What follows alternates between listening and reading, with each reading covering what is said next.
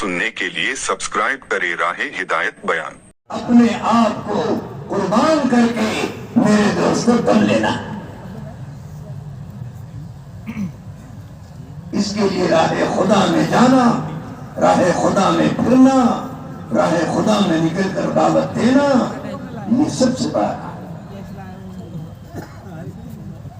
اس سے بڑا اور کیا کام ہو سکتا ہے جس کام کے لیے ہمارے نبی نے دھکا کھایا ہے، ہمارے نبی نے مکہ کھایا ہے، ہمارے نبی کے چہرے انور پر تھوکا گیا ہے۔ ایک مرتبہ بڑی دیر ہو گئی، گھر تشریف نہیں لائے، حضرت خدیجہ الکبریٰ رضی اللہ تعالیٰ عنہا پریشان ہو گئی، آج گھر کیوں نہیں آئے، کھانا کھانے کیوں نہیں آئے، بیچ میں آ جاتے تھے، آج نہیں آئے، کیا بات ہوا؟ طرح طرح کے وسوسوں نے ان کو گھیر دیا اور طرح طرح کے خیالات نے ان کو پریشان کر دیا۔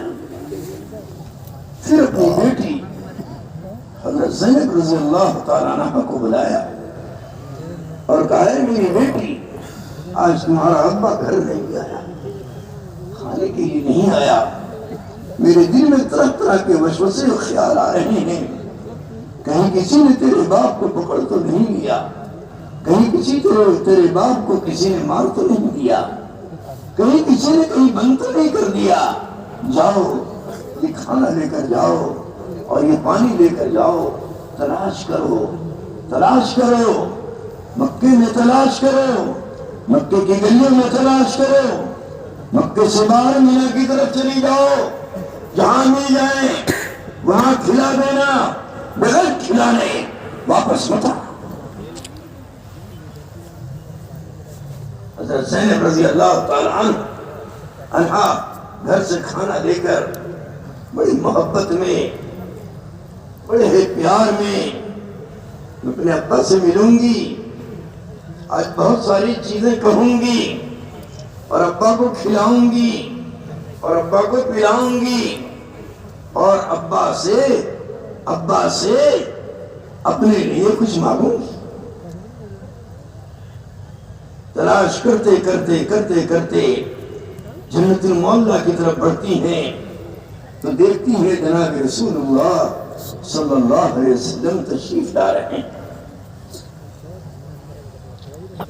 دیکھ کر زارہ قطار رونے لگ جاتی ہیں، ہائے میرے ابا کو کیا کر ڈالا ہے کہ گریبان مبارک پھٹا ہوا ہے، پنڈلی مبارک زخمی ہے، چہرے مبارک پر گرد و غبار پڑا ہوا ہے اور اس کے اندر تھوک کے آثار نظر آ رہے ہیں۔ یہ حالت، یہ منظر، یہ کیفیت اپنے ابا کو دیکھ کر چیخیں مار کر رونے لگی۔ حضور صلی اللہ علیہ وسلم نے بیٹی کو گلے لگایا، پیشانی کا بوسہ لیا اور بڑی عجیب بات فرمائی، میری بیٹی یہ نہ دیکھ تیرے باپ کے ساتھ کیا گزر رہی ہے اور تیرے باپ کے ساتھ لوگوں نے کیا کر دیا ہے، بلکہ یہ دیکھ جو میں کہہ رہا ہوں، خبر دے رہا ہوں۔ اے میری بیٹی، میری آج کی اس تکلیف پر، میری آج کی اس تکلیف پر میرے رب نے آسمان پر یہ فیصلہ کر دیا ہے کہ ایک دن آئے گا پوری زمین میں کوئی کچا پکا مکان نہیں بچے گا جس مکان میں میرا لایا ہوا کلمہ داخل نہ ہو جائے گا۔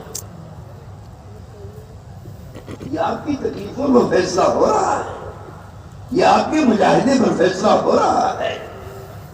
میرے دوستو، آج ہم دنیا کے لیے مشقت تو کر رہے ہیں، ذلتیں برداشت کر رہے ہیں، تنگی برداشت کر رہے ہیں، لوگوں کے طعنے سن رہے ہیں اور طرح طرح کی اذیتیں اور مصیبتیں برداشت کر رہے ہیں، لیکن دین کے لیے میرے دوستو آج یہ مصیبتیں ختم ہو۔ جس دن مسلمان اور جس دور کا مسلمان اس طرح کا مجاہدہ کر لے اور اس طرح کی تکلیفیں اٹھا لے اور تکلیفوں میں خوشی نظر آئے. کیا نظر آئے؟ ان تکلیفوں میں خوشی نظر آئے. جس دن ایسا کرنے لگے گا اور چاہنے لگے گا اس دن اللہ میرے دوستو دنیا میں دین پھیلا دیں گے اور اس کلمے کو دنیا میں داخل کر دیں گے. آج اجتماعات میں ہم آتے ہیں, تھوڑی سی تکلیف ہوتی ہے تو برداشت نہیں ہوتا, کھانا آگے پیچھے ہو گیا تو چکر کاٹنے لگتے. حالانکہ یہی وہ تکلیفیں ہیں جو دین کی نسبت, اللہ کی نسبت پر, دین قرآن اور حدیث کے پھیلانے پر تکلیفیں اٹھائی جا رہی ہیں. یہی وہ تکلیفیں ہیں جو دنیا کی پریشانیوں سے بھی بچائیں گی اور قیامت کے میدان میں جہنم سے بھی بچائیں گی اور تمام حالات اور پریشانیوں سے بھی بچائیں گی. اس لیے صحابہ اللہ کے راستے کی تکلیفوں کو میرے دوستو خوشی خوشی برداشت کرتے تھے اور خوش ہوتے تھے. کیا ہوتے تھے؟ خوش ہوتے تھے. ایک بزرگ اپنی مسجد میں پہنچے, دوستوں سے ملے تو بہت زیادہ خوش تھے. خوشی کا کوئی عالم نہیں تھا, اتنے زیادہ خوش تھے کہ ساتھیوں کو پوچھنا پڑا حضرت اتنی خوشی کس بات کی؟ خوش نظر آ رہے ہیں, ایسا خوش تو ہم کبھی نہیں آپ کو دیکھا, ایسا خوشی میں کبھی نہیں آپ نظر آئے. آج کون سی خوشی آ گئی؟ اللہ فرمانے لگے نبیوں کا گھر کا مہمان, اللہ والوں کے گھر کا مہمان آج میرے گھر آ گیا, جس کی خوشی میں جس کی وجہ سے میں خوش ہوں. لوگوں نے پوچھا حضرت وہ کیا مہمان آیا؟ کہا فاقہ آ گیا. کیا آ گیا؟ یہ ہے جب اللہ کے دین کی وجہ سے, اللہ کے دین کی نسبت پر, اللہ کے کام کو کام کرتے ہوئے اگر اس قسم کی تکلیف آ جائے تو میرے دوستو ہمارے چہرے کھل جائے اور ہماری تکلیف خوشی میں بدل جائے تو اس پر اللہ اتنا نوازتے ہیں, اتنا نوازتے ہیں, اتنا دیتے ہیں کہ نصیحت تک کی کامیابی کا فیصلہ. اس لیے اللہ رب العزت نے اس امت کو دینے کے لیے, اس امت کو پروان چڑھانے کے لیے, اس امت کو عزت کے مقام پر پہنچانے کے لیے, اس امت کو غلبہ دینے کے لیے اللہ نے اس گئے گزرے زمانے میں دعوت کا کام. یہ کام سارے کاموں سے بڑا کام ہے اور سارے کاموں پر جو کچھ مل رہا ہے خالی اس کام پر اللہ اس سے زیادہ دے گا, اس سے زیادہ دے گا. اس لیے میرے دوستو ہم اور آپ اس بات کا ارادہ اور نیتیں کرتے رہیں اور ابھی بھی کر لیں کہ انشاءاللہ موت کے آخری دم تک, سانس تک اس کام کو کرتے کرتے مریں. اگر یہ ہمارا ارادہ اللہ کو پسند آ گیا تو اللہ ہم کو بھی موت تک چلائے گا اور ہماری اولادوں در اولادوں کو بھی اللہ قبول فرما کر اس مبارک کام میں میرے دوستوں چلانے کا فیصلہ کرے. اس لیے اللہ رب العزت نے یہ ہمیں کام دیا ہے. یہ کام اسی لیے دیا ہے کہ تاکہ میرا بندہ چمک جائے, میرا بندہ عزت پا جائے, میرا بندہ کامیاب ہو جائے اور میرا بندہ دونوں جہان میں خوش ہو جائے اور میں اپنے بندوں کو اپنی شان کے مطابق نواز دوں. اس کام کے ذریعے سے کہا جا رہا ہے کہ سب سے پہلے ہماری زندگی میں تبدیلی آئے. کام کرنے والے کی زندگی میں تبدیلی آئے. پہلے ہم بدلیں گے ہماری زندگی سنت و شریعت پر آئے گی، ہمارا لباس پوشاک سنت کے طریقے پر آئے گا، ہماری شادی بیاہ سنت کے طریقوں پر آئیں گی، ہمارا معاملات اور معاشرات سنت کے طریقوں پر آئے گا، ہماری زندگیاں لوگوں کے لیے نمونہ بنیں گی۔ پہلے اللہ کام کرنے والوں کو بدلے گا، اور جب یہ بدل جائیں گے جیسا اللہ چاہتا ہے اور جیسا محمد صلی اللہ علیہ وسلم نے محنت کر کے امت کو بدلا تھا، جس دن ویسے ہم بدل جائیں گے اس دن اللہ قیامت تک کے لیے اس مبارک دین کو اور اس کی محنت کو زندہ کرنے کا فیصلہ کرنا۔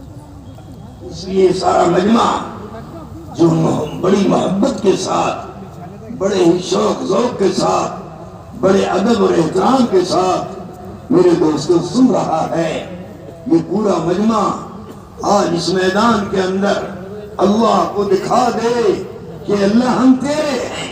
کس کے ہیں؟ ارے بولو کس کے ہیں؟ اللہ کے ہیں، ہم اللہ کے ہیں اور اللہ کے رسول کے ہیں اور ان کے کام کے ہیں۔ اگر اس طرح سے ہم نے عملی طور پر جامہ پہن لیا، عملی طور پر کام کرنا شروع کر دیا، عملی طور پر راہ خدا میں نکل گئے، عملی طور پر ہم نے اپنے آپ کو تیار کر لیا، تو انشاءاللہ ثم انشاءاللہ اللہ بھی ہمیں میرے دوستوں موقع عطا فرما دے گا۔ اس لیے یہ کام سب سے اہم کام ہے، سب سے نرالا کام ہے، سب سے انوکھا کام ہے، سب سے زیادہ روحانیت والا کام ہے، سب سے بڑھ کر کامیابی والا کام ہے، سب سے بڑھ کر عزت دینے والا کام ہے، سب سے بڑھ کر دین کو زندگی میں لانے والا کام ہے، اور سب سے بڑھ کر دنیا میں بھی، قبر میں بھی اور حشر میں بھی چمکا کر جنت کے اعلیٰ مقام تک پہنچانے والا کام ہے۔ یہ سارا مجمع دل میں نیت کر لے، ہم انشاءاللہ اسی کام کے لیے جئیں گے اور اسی کام پر موت دیں گے۔ 4 آدمی نے کہا انشاءاللہ، بلکہ سب لوگوں نے دل میں کہہ لیا ہوگا۔ اللہ قبول فرمائے، اللہ قبول فرمائے۔ جب اچھی باتوں کی ارادہ کرایا جائے اور اچھی باتوں کے لیے نیتیں کرائی جائیں تو میرے دوستوں بلند آواز سے کیا جائے، تاکہ جو سو رہے ہیں وہ بھی جاگ جائیں اور ان کے کان تک بھی یہ حقیقی بات پہنچ جائے۔ کیا کہیں گے انشاءاللہ؟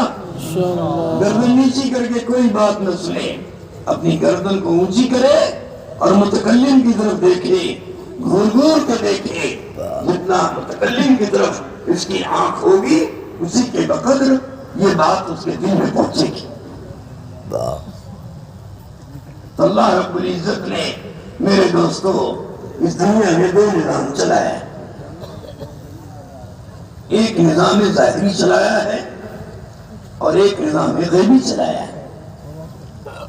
نظام ظاہری وہ ہے جو ہماری آنکھوں سے دکھائی دے رہا ہے، زمین والا نظام، تجارت والا نظام، حکومت والا نظام، مزدوری والا نظام، تجارت والا نظام، ہسپتالوں والا نظام، مارکیٹوں والا نظام، یہ انسانی نظام جو ظاہری طور پر پوری دنیا میں ہمیں دکھائی دے رہا ہے، یہ ظاہری نظام ہے۔ کون نظام ہے؟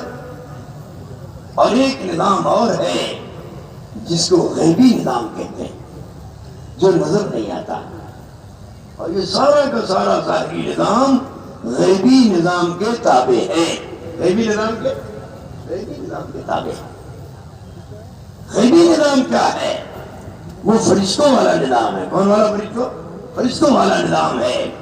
فرشتوں کو اللہ نے تمام کاموں کے لیے بکھیر دیا ہے، پھیلا دیا ہے، متعین کر دیا ہے، اور تمام کاموں پر فرشتے متعین ہیں۔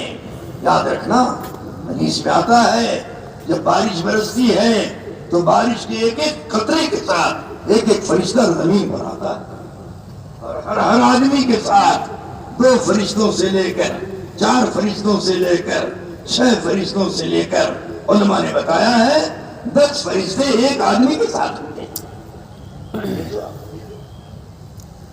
وہ اس کی حفاظت کے لیے ہوتے ہیں، اور اس کے ہر کام میں جو نیک ہوتے ہیں، اللہ کے نیک بندے ہوتے ہیں، ان کے کاموں میں مدد کرتے ہیں، ان کے کاموں میں مدد کرتے ہیں۔ اس لیے میرے عزیزوں اور دوستوں، اللہ کا غیبی نظام وہ اصل ہے، وہ غیبی نظام جس کے تابع ہوتا ہے وہ کامیاب ہوتا ہے، غیبی نظام جس کے خلاف ہو جاتا ہے وہ ناکام اور برباد ہو جاتا ہے۔ غیبی نظام ہماری محبت میں کب ہوگا؟ جب ہماری زندگی اللہ کے حکموں پر آ جائے اور پیارے نبی صلی اللہ علیہ وسلم کے طریقوں پر آ جائے۔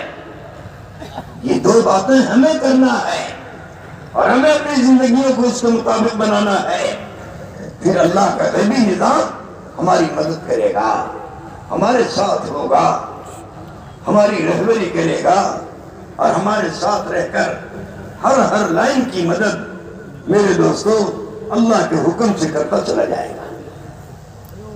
اس لیے اللہ کا غیبی نظام جس کے ساتھ ہوا وہ کامیاب ہو گیا اور جس کے خلاف ہو گیا وہ برباد ہو گیا۔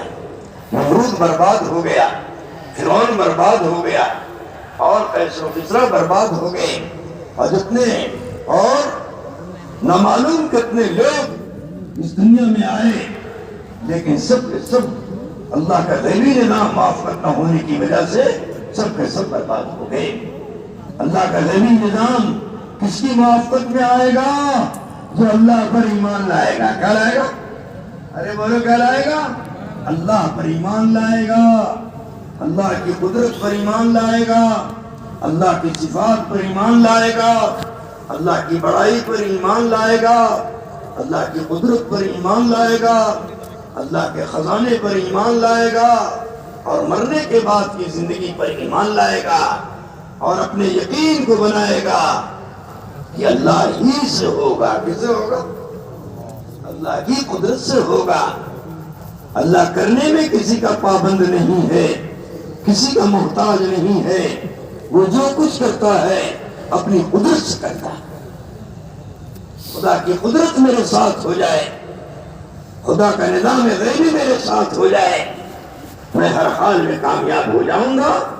اس کے لیے میرے دوستو اللہ نے ایمان دیا ہے۔ کیا دیا؟ ایمان دیا ہے۔ آج مسلمان ایمان میں کمزور ہو گیا ہے، اتنا کمزور ہو گیا ہے اس کا ایمان اللہ کے حکموں پر نہیں کھڑا کر رہا ہے، اس کا ایمان گناہوں سے نہیں بچا رہا ہے، اس کا ایمان جھوٹ سے، چوری سے، لواطت سے، زنا سے نہیں بچا رہا ہے، اس کا ایمان دھوکہ سے نہیں بچا رہا ہے، اس کا ایمان اس کو رشوت سے نہیں بچا رہا ہے، اس کا ایمان اس کو گالم گلوچ سے نہیں بچا رہا ہے، اس کا ایمان اس کو برائیوں سے نہیں بچا رہا ہے۔ تو میرے دوستو بتاؤ یہ ایمان کیسے جہنم سے بچائے گا؟ یہ ایمان کیسے قبر کے عذاب سے بچائے گا؟ یہ ایمان کیسے آخرت میں ناکامیوں سے بچائے گا؟ اس لیے ہر مسلمان پر یہ ضروری ہے اور لازم ہے کہ سب سے پہلے اپنے ایمان کو محنت کا میدان بنائے۔ کیا بنائے؟ محنت کا میدان۔ نمبر ایک کام ہر مسلمان کا یہ ہے کہ اپنے ایمان پر محنت کرے۔ محنت کس سے کرے؟ دعوت کے راستے سے۔ کس کے راستے سے؟ دعوت ہی سے ایمان بنے گا، یاد رکھنا۔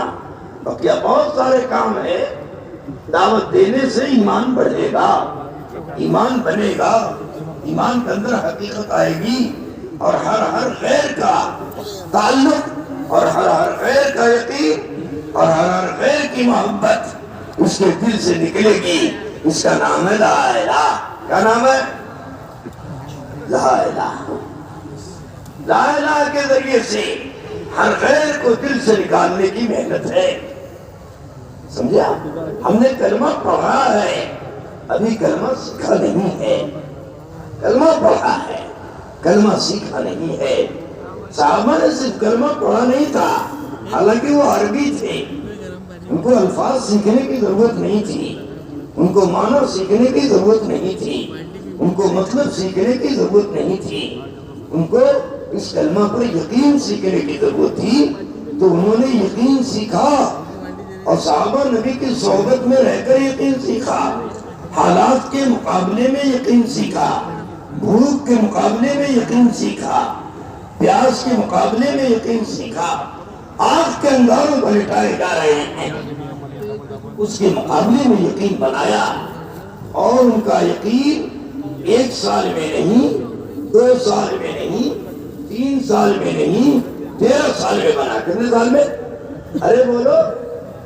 حالانکہ وہ عربی تھے، عربی جانتے تھے، اس کے الفاظ جانتے تھے، اس کا مطلب جانتے تھے۔ 13 سال جو ان کو ایمان بنانے میں لگا، وہ یقین کے اندر میں اتارنے میں لگا۔ یقین۔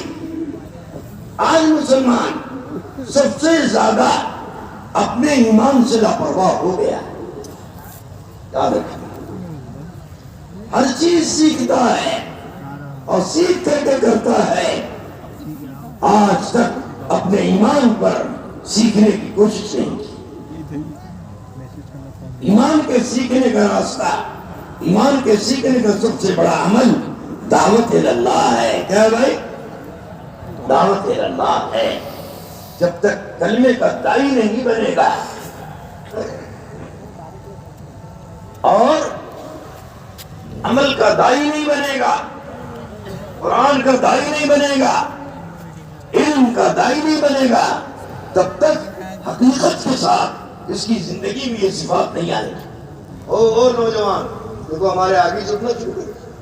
توبہ توبہ توبہ، سارے بڑے اچھے نوجوان، اللہ دیکھو کہتے بیٹھ گئے۔ اللہ اس مجمع کو قبول فرمائے، اس مجمع کو تو دیکھ کر طبیعت خوش ہوگی۔ اور ایسے مجمع کی تشکیل کیا کی جائے؟ تشکیل کی تو پہلے کھڑا ہو چکا ہے، پہلے کھڑا ہو چکا ماشاءاللہ۔ ایک طرف سے ان کی جماعتیں بنا کر روانہ کر دی جائے۔ اگر ایک اجتماع میں ایسا ہو جائے، ایک اجتماع میں ایسا ہو جائے، تو وہی اجتماع میں قسم کھا کے کہتا ہوں پورے عالم کے انسانوں کی ہدایت کا ذریعہ۔